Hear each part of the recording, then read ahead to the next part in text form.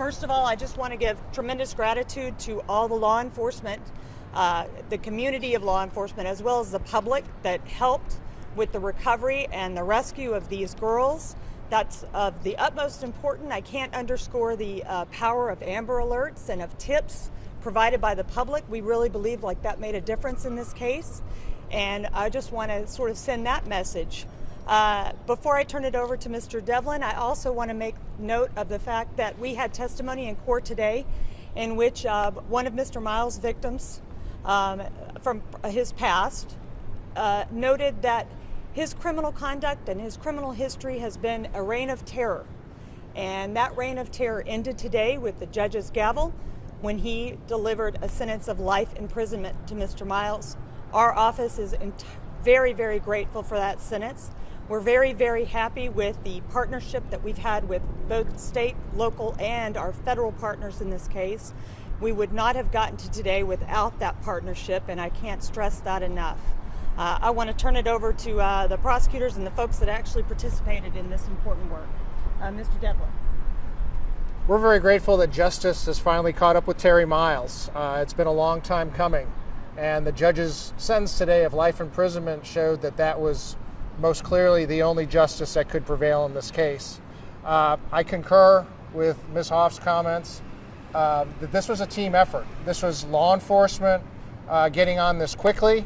This was law enforcement here in Texas and in other states, Colorado in particular, that worked together, and both state and federal authorities worked extremely well on making sure that this ended on a positive note and that the girls were able to be rescued and that Mr. Miles was able to be arrested. And so we thank all of the law enforcement here in Texas, both state and federal law enforcement in Colorado, who also responded to this so well. But in the end, in our opinion, although Ms. Fernald and I tried this case and had the privilege of presenting it to the jury, it was Lily and Lulu, the two victims in this case, who really came through, and they got on the stand and they faced our questions, and they faced, more importantly, the defense's questions, and they stood up to this abuser, and they are the ones who are responsible for this fantastic sentence that we have today. Will there ever be any justice for the murder of Tanya Bates? That's going to be a question that the state will have to answer, and I'll direct that to Round Rock at this point. Can we expect any sort of potential charges against Terry Miles and her murder? Yeah, we will begin working immediately with our district attorney's office to file the appropriate charges. Is he still considered a person of interest, a suspect? What can we call Mr. Miles? He's absolutely a person of interest in this case.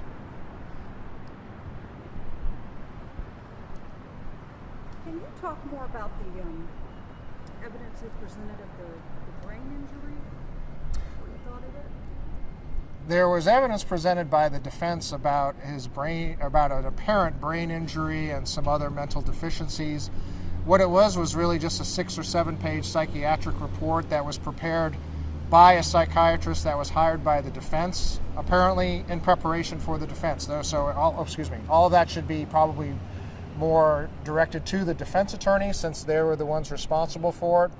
But we did get a copy of it, and as I try to say on the record, most of the information that was considered by that expert was provided by Terry Miles. And so what I tried to emphasize was that anything coming from Terry Miles had absolutely no credibility. He could very well have doctored the information. There were no actual medical records substantiating any of this. All the information in that report came from Terry Miles. We heard today that Terry Miles has apparently been communicating with a woman who has a 10-year-old daughter outside of jail. Can we still be concerned that he is a threat to children, to the community? Absolutely. Luckily, this letter did not get to the intended recipient. The letter was intercepted as part of normal routine surveillance of mail that comes out of prisons. That's something that all prisoners are subjected to. And this letter has been filed in the public record, and you can take a look at it yourself and judge for yourself what was intended there. But many times he was referencing the woman's 10-year-old daughter and how much he wanted to have pictures of them sent to him so that he could be a pen pal with her. And he tried to say some of the same things he said in court about having a $500,000 property, and also threw in some of the position that he took about the case and that he was trying to rescue these girls. So it was definitely an effort to manipulate and bring another potential victim into his orbit. It appears as though he's been a threat to the public for decades and still apparently has that intent, it sounds like. There's no stopping him anymore. He's going to be a threat until his last days. This is ingrained in him. He is able to detect victims from 100 miles away, and he will continue to do this. He'll write letters, he'll make phone calls, he will get other people to do his bidding. We have no doubt about that, and so we're hoping that any outreach by him will be rejected by anybody who receives that. During the trial, you said the kidnapping led to the killing. And today, Miles said he didn't kill anyone. Right. Thoughts on that? He said that from the beginning. He said that in his FBI interview that was played in court. He's tried to make believe that someone else did it, and again, it's just part of his manipulation. But based on the evidence that was presented at the trial, there was certainly no one else who could have done that. And Lily testified herself that she saw Miles inflict the punch on Ms. Bates. And then shortly thereafter, she saw him covered in blood when he came up to the closet that she and her younger sister were hiding in. So there's nobody else out there who would have done this. We, of course, had to investigate that, and we ran down some rabbit trails on that because there wasn't any substantiation to any of that. There's probably no doubt that Mr. Miles killed her, but that is a state charge, not a federal charge. He has 14 days to appeal the sentence, is that correct? He has 14 days to file a notice of appeal, and after that he will prepare briefs, and then he will more than likely appeal the sentence, we expect. But overall, a great sentence today. Overall, couldn't be more pleased with the sentence. This was the maximum sentence under the law. The judge agreed with us. I'm sure if the jury had the opportunity, they would agree with us as well, given how quickly they came back with a verdict, a unanimous verdict in this case, and rejected everything that he had to say about the case. So we couldn't be more pleased. And you believe this sentence gives justice to those two girls? I believe the sentence is a just sentence, absolutely. Do you have any opinion on why he got away with it for years, physical and sexual abuse of women and children? It would take a long time to answer that, but unfortunately the nature of physical and sexual abuse is that he judges his victims well. He finds victims who will not stand up to him, who will not report what happened. They're embarrassed about it. They don't want to tell other people about it. They make excuses for the injuries. I think, as you heard Ms. Hayes say today, how she said it was supposedly dental work rather than him punching her in the mouth. There's a stigma that I believe a lot of victims feel are attached to this. And again, the way that he preys on victims and can tell victims who will not stand up to him and who will not go and report him, I think is telling. And this is the way that abusers act. And he's been doing this, as the judge even cited from his convictions, all of his adult life. I think there are other victims out there we don't know about. I would imagine. I would not be surprised if there would be.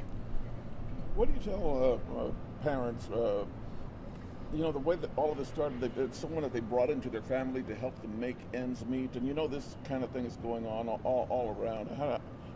What do you warn parents about bringing someone into their home?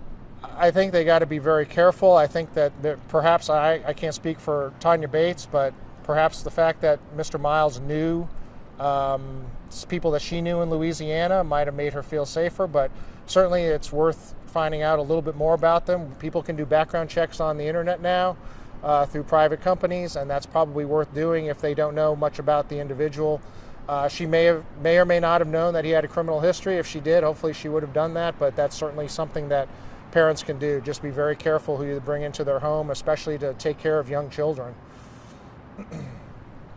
Given the fact that he did receive life, is there any, I don't want to say hesitancy, but obviously when it comes to this murder charge in Round Rock, is it the idea that, well, he's gotten life, so maybe we won't pursue it, maybe we won't take our time to do that?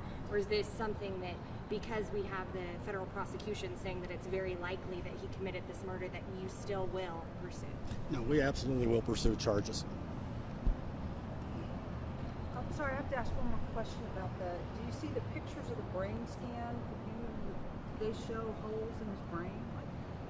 I'm not a neurologist, and neither is Mr. Miles, nor did they present any testimony from a neurologist. And the person who prepared the psychiatric report was not a neurologist, so the short answer is we don't know.